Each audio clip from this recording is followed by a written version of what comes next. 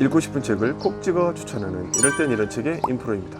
여러분들은 인생의 쉼표를 잘 찍고 계신지 모르겠습니다. 우리의 인생은 돈에 대한 문제, 학벌에 대한 문제, 지식에 대한 문제, 가족에 대한 문제, 그리고 사랑에 대한 문제 등등으로 이루어져 있죠.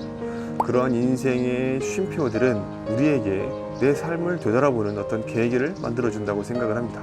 정재찬 교수의 우리가 인생이라 부르는 것들, 이 책은 우리 인생의 쉼표를 얼마큼 잘 찍고 있는지를 알려주는 책이라고 생각을 합니다. 이 책의 목차를 보면 총 7개 장으로 이루어져 있습니다. 우리가 인생이라고 부르는 것들의 하위 개념이 바로 이러한 단어들의 총합이라고 생각을 합니다. 이 책이 많은 독자들에게 공감을 불러일으킬 수 있는 것은 이 작가가 이야기하는 여러 소재들이 저를 비롯해서 수많은 독자들의 삶과 아주 많은 공통점이 있기 때문입니다. 즉 우리가 어떤 이야기를 공감할 수 있다는 것은 나 자신의 생각의 문제와 그 작가의 생각이 얼마큼 일치하는지가 그 책을 공감하는 데 가장 큰 요인으로 작용한다고 생각합니다. 우리가 인생이라고 부르는 것들의 범위 속에는 여러 가지 요인들이 있을 거예요. 특히 2가지 영역으로 나눌 수가 있겠죠. 개인의 경험이라고 하는 것은 태어나서 죽는 문제, 살면서 느끼는 여러 가지 경험의 문제, 그리고 가족의 문제, 사랑의 문제, 이런 것들이 우리가 살면서 경험하게 되는 우리 삶의 영역이라고 볼 수 있겠죠. 상상의 영역은 내가 경험하지 않았지만 타인의 삶 속에서 나타나는 여러 가지 문제들을 우리가 얼마큼 공유하고 받아들일 수 있는지의 문제라고 볼 수가 있을 것 같습니다. 제가 경험하고 있는 인생의 폭은 한정이 되어 있기 때문에 나의 상상의 영역, TV를 통해서든 영화를 통해서든 책을 통해서든 얻게 되는 이 상상의 영역은 제가 직접 경험하지도 못했지만 이해할 수 있고 받아들일 수 있다면 그것 또한 감동을 일으킬 수 있는 영역이라고 생각을 합니다. 이 책은 그런 면에서 개인의 경험의 영역과 상상 영역이 다 포괄되는, 즉 우리가 인지할 수 있고 느낄 수 있고 우리가 생각해 볼 수 있고 공감할 수 있는 문제들로 이루어졌다라고 생각을 합니다. 특히 감동이라고 하는 것은 경험에 근거하기 때문에 우리가 많이 경험하고 많이 공감할 수 있음에 대한 문제들을 다룬다는 것은 우리가 더 많이 감동하고 더 많이 그러한 문제들을 생각해 볼 수 있다라고 볼 수가 있겠죠.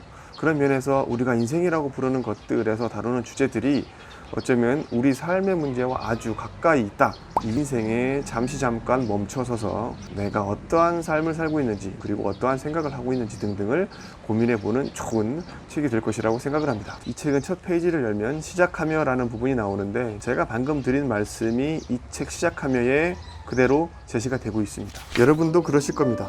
어쩌다 이 길을 가고 있는 겐지, 알다가도 모를 운명 속에서 오늘도 웃다가 울다가 애써 버티다가 허위허위 떠내려가다가 문득 돌아보니 또 다른 길목에 서 있는 자신을 보고 계실 겁니다. 우리의 삶이 그렇죠. 제가 지금 여기에 서 있지만 제가 의도한 대로 제 삶이 그려진 것은 아닙니다. 어쩌다 보니 지금 여기에 서 있게 되고 내가 왜 이곳에 서 있을까? 라는 고민을 한 번쯤은 해보셨던 분들도 상당수 많을 것이라고 생각합니다. 이 책은 바로 거기에서 시작을 하고 있다고 보면 되겠죠. 저는 이 책의 목차가 상당히 흥미롭습니다. 처음에는 밥벌이에 대한 문제가 나와요. 즉 가장 먼저 우리 삶에서 크게 차지하는 부분이 바로 이 먹고 사는 문제라는 거죠. 먹고 사는 문제가 해결이 되면 가족을 이루게 됩니다. 가족을 이루면서 부모님 그리고 내 자녀들에 대한 돌봄이 그 다음 주제로 언급이 되죠. 그리고 우리 가족을 돌보고 문득 드는 생각이 있을 거예요. 내 건강은 어떨까? 바로 그 다음 장이 그래서 건강의 문제입니다.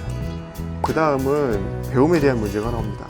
아이들을 어떻게 가르칠 것이냐, 그리고 나는 또 어떻게 공부를 하면서 살 것이냐. 이러한 지식적인 측면 다음은 감정적인 측면의 사랑의 문제가 나옵니다. 사랑의 문제는 결국 곧 관계의 문제라고 볼 수 있겠죠. 그래서 그 다음 장은 관계로 이루어지고요. 이러한 관계를 하다가 보면 어느덧 내가 무언가를 갖고 싶어하고 갖게 되고 그리고 많은 것들을 갖고 있다는 것을 알게 되겠죠. 그래서 마지막 장은 소유라는 제목으로 끝이 납니다. 특히나 이 시가 아주 인상 깊게 다가왔었어요. 왜냐하면 제가 최근에 아주 친했던 형님의 부모님이 돌아가셔서 장례식장을 다녀온 적이 있습니다. 그 즈음에 이 책의 이 부분을 읽었던 기억이 나요. 그래서 굉장히 그 장례식장이 아주 좀 슬펐던 경험이 있는데요. 정채봉 시인의 엄마가 휴가를 나온다면 이라는 시입니다. 일단 한번 감상을 해보시죠. 하늘나라에 가 계시는 엄마가 하루 휴가를 얻어 오신다면 아니 아니. 반나절, 반 시간도 안 된다면 단 5분, 그래 5분만 온대도 나는 원이 없겠다. 얼른 엄마 품속에 들어가 엄마와 눈맞춤을 하고 젖가슴을 만지고 그리고 단 한 번이라도 엄마 하고 소리내어 불러보고 숨겨놓은 세상사 중 딱 한 가지 억울했던 그 일을 일러 바치고 엉엉 울겠다.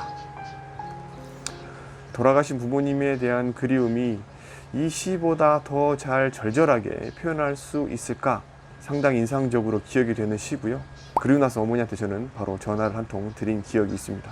여러분들께서도 이 시를 읽게 되면 부모님에게 전화 한 통이라도 문자 하나라도 보내실 수 있으면 좋겠습니다. 부모에 대한 돌봄만큼 자녀에 대한 문제도 이 책에서는 비중 있게 다루는데요. 양희은의 엄마가 딸에게 라는 노래가 나옵니다. 그 노래 가사에 보면 이런 부분이 나오죠. 난 잠시 눈을 붙인 줄만 알았는데 벌써 늙어 있었고 넌 항상 어린아이일 줄만 알았는데 벌써 어른이 다 되었고 난 삶에 대해 아직도 잘 모르기에 너에게 해줄 말이 없지만 내가 좀 더 행복해지기를 원하는 마음에 내 가슴속을 뒤져 할 말을 찾지. 이 책의 장점은 시를 통해서 우리의 어떤 인생을 풀어나가지만 대중가요 그리고 영화의 어떤 대사 이런 것들을 포괄적으로 제시를 하고 있어요. 그래서 통속적인 대중가요에서도 우리 삶의 문제, 우리 삶의 감동에 대한 문제, 우리 삶을 되돌아볼 수 있는 내용들을 발췌를 해서 우리에게 소개를 시켜주고 있다는 부분에서 많은 독자들이 이 책에 대한 어떤 친근감을 더 가까이 생각할 수 있는 부분이 아닌가라고 생각을 하고요. 다음 장인 건강에서는 식객의 내용을 언급하는 부분도 있어요. 허영만 화백의 식객에서 맛은 추억이다. 맛을 느끼는 건 혀끝이 아니라 가슴이다. 그러므로 절대적으로 훌륭한 맛이란 없다. 세상에서 가장 맛있는 음식은 이 세상 모든 어머니의 숫자와 동일하다. 세상에서 가장 맛있는 맛은 어머니의 숫자와 동일하다. 즉 우리가 느꼈던 엄마의 맛 혹은 어머니의 맛이라고 하는 것은 각자 다 다르죠. 하지만 그 어머니의 맛이라고 생각하는 부분들이 가지는 공통적인 부분이 있다고 생각을 해요. 그것이 바로 우리가 생각하는 서로 공통적으로 공유하는 감정의 부분이라고 생각합니다. 어머니 하면 떠오르는 이미지들이 그것이 우리가 갖고 있는, 우리가 경험할 수 있는 최고의 맛이다 라고 생각을 한다는 거죠.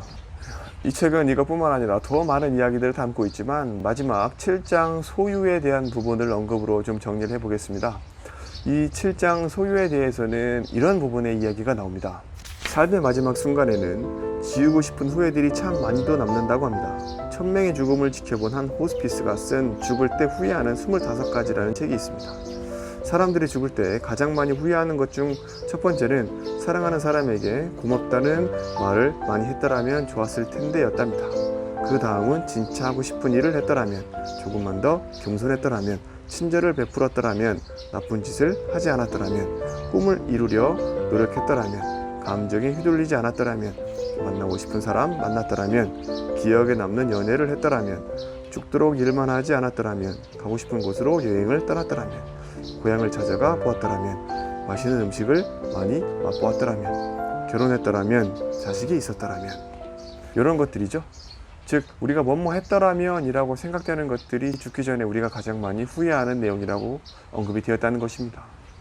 여러분들께서는 지금도 뭐뭐 했더라면 이라고 생각하시는 부분이 있으실 거예요. 저도 마찬가지입니다. 그래서 저는 이 책을 덮고 바로 뭐뭐 했더라면 이라는 행동과 실천을 해보려고 애를 써볼 생각입니다. 여러분들께서도 책을 통해서 책 내용만 머릿속으로 이해하지 마시고요. 책을 통해서 여러분들의 생각과 그리고 그 생각을 통한 행동이 바뀔 수 있도록 아주 작은 것부터 실천해 보시면 좋겠습니다. 이 책을 통해서 느껴지는 개인의 감동은 다 다를 것이라고 생각을 합니다. 그래서 이 책은 곁에 두고 조금씩 보시기를 추천드립니다. 그리고 한 번쯤은 이 책에서 언급되어 있는 부분들을 꼭 실천해 보실 수 있는 삶을 사셨으면 좋겠습니다. 바로 이 책을 들고 나가셔서요, 한 주제씩 읽어보시고 여러분들의 삶에 작은 변화를 이끌어낼 수 있기를 기대합니다.